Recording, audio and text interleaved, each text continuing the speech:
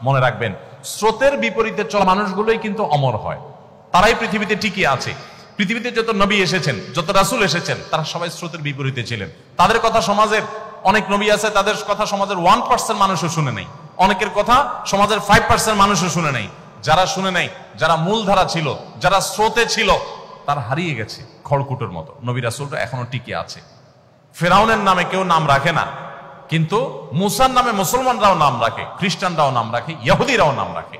আপনি যদি দেখেন হামান, কারুন, নমরুদ, তাদের কারোর নামে কেউ নাম রাখে না, কিন্তু ইব্রাহিমের নামে খ্রিস্টানরা, ইহুদিরা আব্রাহাম রাখে, আমরা ইব্রাহিম রাখি। অর্থাৎ সারা পৃথিবীতে সমস্ত ধর্মের মানুষের কাছে প্রায় সমাদৃত। যারা স্রোতের বিপরীতে চলতে শিখে তাদের কষ্ট হয়, এই কষ্ট করে বুক টান টান করে স্রোতের বিপরীতে দাঁড়িয়ে বাধা বহুত আসবে, পেটে লাথি পড়বে, খাবার আসবে না, ক্যাশে টাকা আসবে না, ব্যবসা লাঠে উঠবে, বহুত কিছু হবে, কিন্তু আমি আমার আদর্শে কম্প্রোমাইজ করবো না। আমি মুসলমান, আমাকে আল্লাহর সামনে দাঁড়াতে হবে। ব্যবসা শুধু এখানে যদি থাকতো তাহলে ঠিক আছে, যা ইচ্ছা তা করতাম। ব্যবসা তো এটাই শেষ না, আসল ব্যবসা তো শুরু হবে আমার মৃত্যুর পর। সো আমি কি করছি তার প্রত্যেকটা টাকার হিসাব আমাকে পাই পাই করে দিতে হবে, যে আমি কি সৎভাবে কামাই করেছি না অসৎভাবে কামাই করেছি। সো এই জায়গায় আপনারা কম্প্রোমাইজ করবেন না। কঠিন কাজটা বিনিময়ে আল্লাহ তাআলা জান্নাত দিবেন। ইমানদারের বিষয় নবী করিম সাল্লাল্লাহু আলাইহি ওয়াসাল্লাম বলেছেন, আজাবান লি আমরিল মুমিন, ইমানদারের পুরো বিষয়টাই অদ্ভুত। ইন্না আমরাহু কুল্লুহু খায়র, ইমানদারের সবকিছুতে কল্যাণ। ইন আসাবাহু খায়রুন শাকারা, ইমানদার যদি ব্যবসা করে লাভবান হয়, কোনো কাজ করে সাকসেস হয়, তাহলে সে আল্লাহর কাছে কৃতজ্ঞতা আদায় করে সিজদায় পড়ে যায়, শুকরিয়া জানায়, ক্রেডিটটা আল্লাহকে দেয়, নিজে ক্রেডিট নেয় না। তো এর মাধ্যমে তার একদিক থেকে লাভবান হয়েছে, আবার শুকরিয়া আদায় করে, কৃতজ্ঞতা আদায় করে আল্লাহর কাছে সে বিনিময় লাভ করে, দুই দিক থেকে লাভবান হয়ে গেল। আর যদি ইমানদার লুজার হয়, ক্ষতিগ্রস্ত হয় তার ব্যবসায়, তার কাজে, তখন সে সবর করে, ঠিক আছে আল্লাহর ফয়সালা আমি মেনে নিয়েছি, আল্লাহ যা আমার জন্য কল্যাণে তাই রেখেছেন, এই পরিণতি যেটা আমার বরণ করতে হয়েছে, এর বিনিময়ে যদি আল্লাহ আমাকে কিয়ামত দিন বলে, যাও তোমাকে আমি ব্যবসায় অনেক লস দিয়েছি, তুমি ধৈর্য ধারণ করতে পেরেছো, সো তোমাকে এখন জান্নাত দিয়ে দিলাম, তাহলে আমার বেস্ট ডিলিংস এটা। টাকা কামাইলে কত আর কামাইতাম, অনন্ত অসীমকালে জান্নাত পেয়ে গেলাম। অতএব বিপদে যদি সে সবর করে, ফাকানা খায়রাল্লাহ, সেটাও তার জন্য কল্যাণের হয়। আপনারা যদি সততার সাথে ব্যবসা করেন, ব্যবসা যদি লাভবান হন, শুকর আদায় করবেন আল্লাহ তাআলা, তাহলে ডাবল লাভ হবে। আর যদি কোনো কারণে সততার সাথে চলতে গিয়ে লুজার হন, তো আপনি সবর করবেন, তাতেও আপনার সবরের বিনিময়ে জান্নাত নিশ্চিত হবে ইনশাআল্লাহ তাআলা। সো আপনার হারাবার কিছু নাই, আপনার হারাবার কিছু নাই।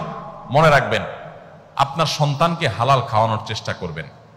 আমাদের মায়েরা আজকাল 2, 3, 4 বছর বাচ্চাদের পিছনে খাবারের বাটি আর চামচ নিয়ে যেভাবে দৌড়াদৌড়ি করে, যেভাবে চোর পুলিশের মতো দৌড়াদৌড়ি করতে থাকে, ছুটোছুটি করতে থাকে, এর শিকিবার চেষ্টাও যদি মায়েরা বাবারা করতেন, যে সন্তান যেন হালাল খায়, খাওয়ানোর জন্য যতটা অস্থির, তার 4 ভাগের 1 ভাগও যদি আমরা অস্থির থাকতাম সন্তানকে হালাল খাবারের ব্যাপারে, যে হারাম যেন না খায় আমার সন্তান, আমার ব্যবসা হোক আর না হোক আমি হারাম খাওয়াবো না, এই চেষ্টা যদি করতেন, তাহলে আমাদের জীবনটা স্বর্ণের হয়ে যেত।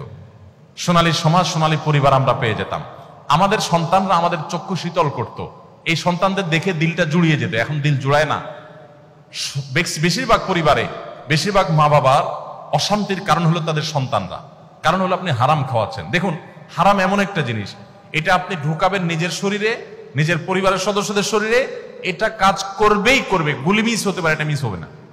আপনি একটু পেছনে চলে যান, আমি সবসময় এক্সাম্পল দিই, একটু পেছনে 10 বছর, 20 বছর, 30 বছর আগে চলে যান। এখানে যারা 40+ বয়স আছে, আপনি আপনার শৈশবে চলে যান। আপনার সাথে আপনার বাবা মার যে বোঝাপড়াটা, এখন আপনার সন্তানের সাথে আপনার বোঝাপড়া কিন্তু এত ভালো না। আরো যদি পিছনে চলে যাই, তো আরো ভালো দেখতে পাবো। আমাদের চাইতে আরো যারা সিনিয়র আছেন, যারা 50+, 60+ আছেন, তারা তাদের শৈশবে চলে যান। আপনি আপনার বাবা মাকে যতটা শ্রদ্ধা করতেন, আপনার সন্তান কি আপনাকে ততটা শ্রদ্ধা করে? আমরা আমাদের শৈশবে আমাদের বাবা মার কথা যতটা মানতাম, শ্রদ্ধার সাথে নিতাম, এখন কি আমাদের বাচ্চারা আমাদের কথাগুলো সেভাবে নেয়? কারণ কি?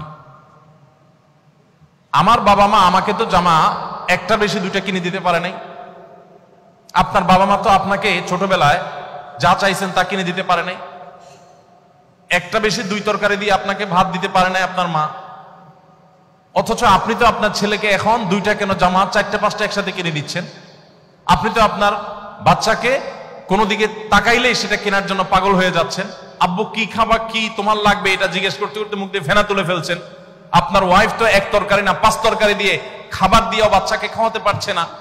এত খাবার দিচ্ছেন, এত সার্ভিস দিচ্ছেন, এত কষ্ট করছেন, এত কিছু দিচ্ছেন, এরপরও বাচ্চা আপনার কৃতজ্ঞ না। আর আপনার বাবা মা এত কিছু দিতে পারেন না, কিন্তু আপনি তাদের প্রতি কৃতজ্ঞ ছিলেন। তাহলে তখন কি ছিল, এখন কি নাই, একটু মেলাবার সময় আমাদের এসেছে। কিছুই দিতে পারেন নাই তারা, কিন্তু আমরা তাদের জন্য পাগল পড়া। আর এখন এত কিছু দিচ্ছি, কিন্তু ওরা আমাদেরকে দেখতেই পারে না। একটু জোর করে কথা বললে তারা রাগ করে, এবার তাদের পায়ে ধরা লাগে। 3-4 বছরের পোলাপান, 5-6 বছরের পোলাপান, একটা বেশি দুইটা ধমক দিলে এরপর মা বাপ তাদের কাছে সরি বলতে বলতে শেষ। ওর তেল মাখতে মাখতে মার দিন যায়, ওর তেল মাখতে মাখতে বাপের দিন যায়। কারণ ওর মুড অফ হয়ে গেছে, ও রাগ করছে, ও রুমের দরজা আটকে ফেলছে, সে রিয়্যাক্ট করতেছে। আমরা কোথায় চলে যাচ্ছি আমরা নিজেরাও ভাবছি না।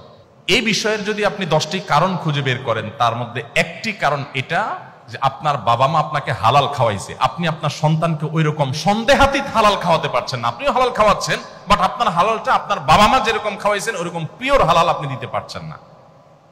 এটার এফেক্ট আপনার সন্তানের মধ্যে পড়ছে।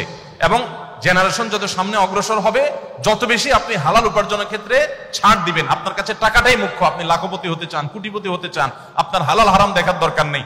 তো আপনার সন্তান শুধু না, আপনার পুরো জীবনটা দুর্বিষহ জীবন হবে।